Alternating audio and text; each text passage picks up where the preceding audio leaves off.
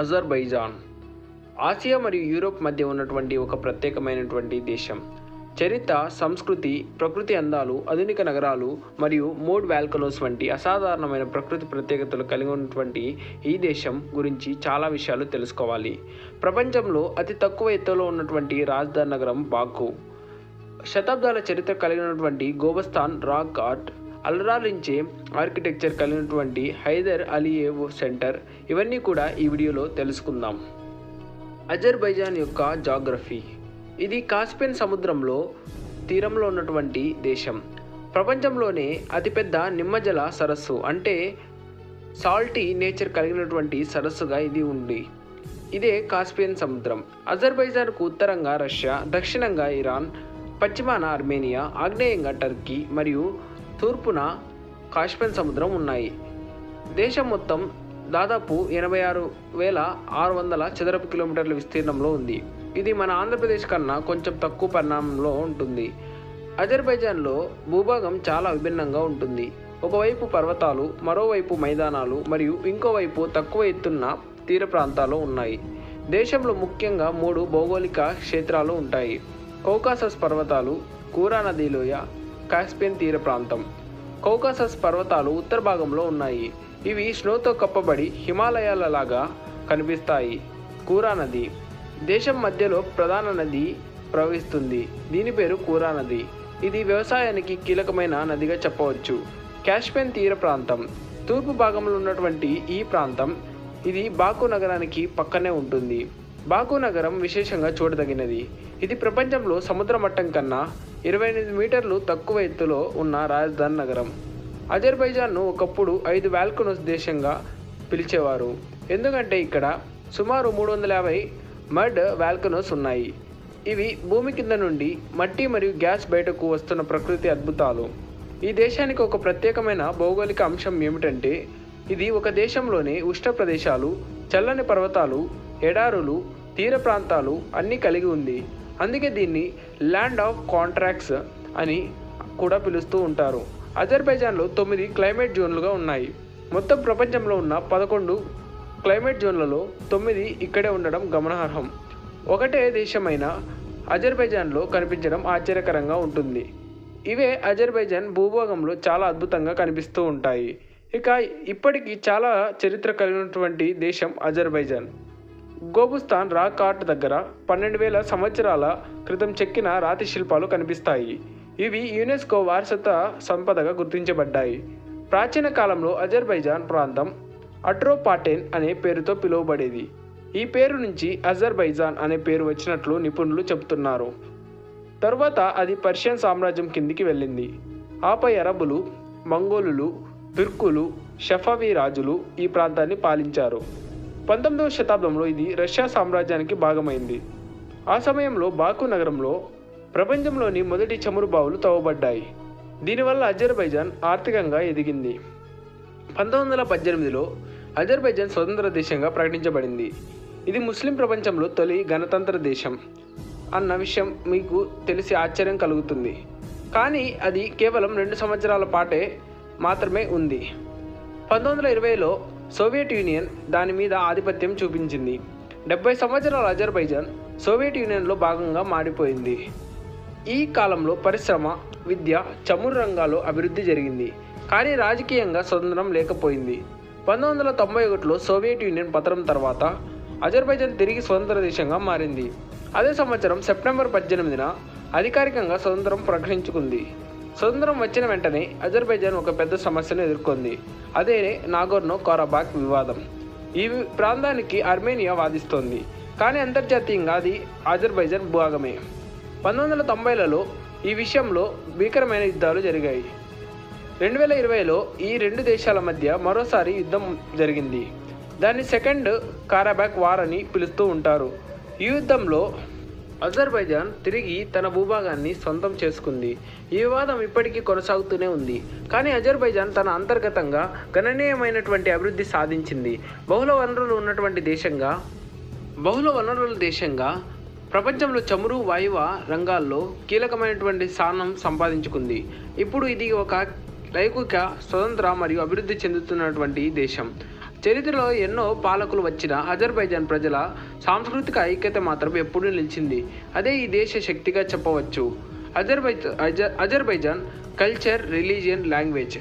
Azerbaijan ప్రజల జీవన శైలి ఎంతో వైవిధ్యంగా ఉంటుంది. ఇది తూర్పు సంస్కృతి, పాశ్చాత్య అభివృద్ధి మరియు ఇస్లామిక్ మత పరమైన జీవన విధానాల్లో మిశ్రంగా ఉంటుంది. ఈ దేశం ప్రాచీన పర్షియన్ మరియు తుర్కీ సంస్కృతులను ప్రభావంతో ఏర్పడింది. అప్పటి పాలకులు, మత మార్పులు, వలసలు ఈ దేశ సంస్కృతిపై గాఢమైన ప్రభావం చూపాయి. అజర్బైజాన్లో నవారోజ్ అనే పండుగ చాలా ప్రాముఖ్యమైనది. ఇది వసంతకాల ప్రారంభాన్ని సూచిస్తుంది. దీని కుటుంబ సభ్యులతో కలిసి నృత్యాలతో, పండుగ భోజనాలతో జరుపుకుంటారు. పాశ్చాత్య స్టైల్ వేడుకలతో పాటు ఈ దేశంలో ఫోక్ డాన్సులు, ముగం సంగీతం, చేనేత కళలు మరియు చిత్రలేఖనం ఎంతో విలక్షణంగా ఉంటాయి. ఇది అజర్బైజాన్ యొక్క ప్రత్యేక సంగీత శైలి. ముగం ఇది భావోద్వేగాలతో నిండినటువంటి అద్భుతమైనటువంటి ఆత్మమైన సంగీతం. యునెస్కో ఇంటేబుల్ హెరిటేజ్గా గుర్తించబడింది. కిలిం అల్లికలు, చైనా సిరామిక్ కళలు, ఇస్లామిక్ శైలి ఆర్కిటెక్చర్ ఇవన్నీ కూడా ఇక్కడ చూడవచ్చు. అజర్బైజాన్ ప్రజల్లో 90% మంది కూడా ముస్లింలు. వారిలో ఎక్కువ మంది షియా ముస్లింలు ఉంటే కొంతమంది సున్నీ ముస్లింలుగా ఉన్నారు. కానీ ఇది లౌకిక దేశం. మత స్వేచ్ఛ ఉంది మరియు మతాధికారం రాజకీయాలలో ప్రవేశించదు. బాకు నగరంలో మీరు ఒక పక్క మసీదు చూస్తారు, మరో పక్క నైట్ క్లబ్ చూస్తారు. అదే ఈ దేశం యొక్క ప్రత్యేకత. పాతవి కొత్తవి కలిసి ఉండడం ఇక్కడ గమనార్హం. అజర్బైజాన్లో అధికార భాష అజర్బైజానీ. ఇది ఒక తుర్కిక్ భాష. టర్కిష్ భాషకి చాలా దగ్గరగా ఉంటుంది. ఆసక్తికరమైన విషయం ఏమిటంటే సోవియట్ సమయంలో ప్రజలు రష్యన్ భాష కూడా ఎక్కువ మాట్లాడేవారు. ఇప్పటికీ పెద్దలలో కొంతమంది రష్యన్ భాష మాట్లాడతారు. అజర్బైజానీ భాషను లాటిన్ అక్షరాలతో వాడుతూ ఉంటారు. ఇది టర్కీ విధానం లాంటిది. గ్రామీణ ప్రాంతాల్లో ఇంకా కొంతమంది తమ ప్రాంతీయ భాషల్లో మాట్లాడుతుంటారు. దేశంలో భాషా వైవిధ్యం కొంత ఉంటుంది, కానీ అజేరీ భాష ప్రధాన భూమికగా పోషిస్తుంది. ఈ మూడింటి సమ్మేళనం సంస్కృతి, మతం మరియు భాష అజర్బైజాన్ ప్రజల జీవన విధానాన్ని తీర్చిదిద్దింది. వారు పురాతన సంప్రదాయాలను గౌరవిస్తారు, అలాగే ఆధునిక ప్రపంచంలో ముందుకు సాగుతూ ఉన్నారు. అజర్బైజాన్ ఆర్థిక వ్యవస్థ మరియు సహజ వనరులు. ప్రపంచంలోనే చమురుతో అత్యంత ప్రాచుర్యం పొందిన ప్రాంతాల్లో ఒకటి బాకు నగరం. ఇక్కడ 19వ శతాబ్దం నుంచే చమురు తవ్వకాలు ప్రారంభమయ్యాయి. ఆసక్తికరమైన విషయం ఏమిటంటే ప్రపంచంలో మొట్టమొదటిసారి చమురు బావి 1846లో అజర్బైజాన్లో తవ్వబడింది. దీనివల్లనే బాకు నగరం ఒక అంతర్జాతీయ చమురు కేంద్రంగా మారింది. ఇప్పుడు కూడా అజర్బైజాన్లో యొక్క జనరల్ డెమోక్రటిక్ ప్రొడక్ట్ జీడిపిలో 90% వరకు వాటా నెమల పదార్థాలు, చమురు, గ్యాస్ నుంచే వస్తుంది. దేశంలోని ముఖ్యమైన చమురు మరియు గ్యాస్ క్షేత్రాలు సహజ వాయువుకు ప్రసిద్ధి చెందినటువంటి షా డెనిజ్ ఫీల్డ్గా చెప్పవచ్చు. అదేవిధంగా అజేరి, చిరాగ్, గునేషీల్ ఫీల్డ్ ముడి చమురు ఉత్పత్తికి ముఖ్యమైనది. ఈ వనరులను యూరోప్ మరియు ఇతర దేశాలకు 4 దేశాల గ్యాస్ పైప్లైన్ల ద్వారా ఎగుమతి చేస్తూ ఉంటారు. సౌత్ క్యాజస్ పైప్లైన్, పాకు టెబ్లిసి సియహాన్ ఆయిల్ పైప్లైన్, ట్రాన్స్ ఆంటోలియన్ నేచురల్ గ్యాస్ పైప్లైన్, ట్రాన్స్ అడ్రియాటిక్ పైప్లైన్. ఇది ముఖ్యంగా ప్రాముఖ్యమైనది ట్రాన్స్ అడ్రియాటిక్ పైప్లైన్ అన్నది. ఇప్పుడు అజర్బైజాన్ ప్రభుత్వ లక్ష్యం ఎనర్జీ మీద అది ఆధారపడే ఆర్థిక వ్యవస్థ నుంచి విభిన్న రంగాలపై మార్పులు చేస్తోంది.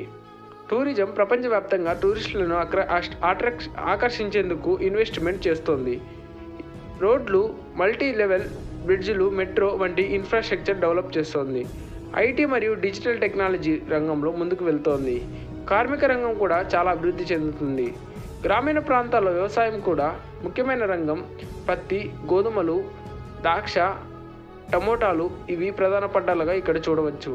అలాగే అజర్బైజాన్ గ్రీన్ ఎనర్జీ అంటే సూర్యశక్తి మరియు గాలి శక్తి వైపు కూడా అడుగులు వేస్తోంది.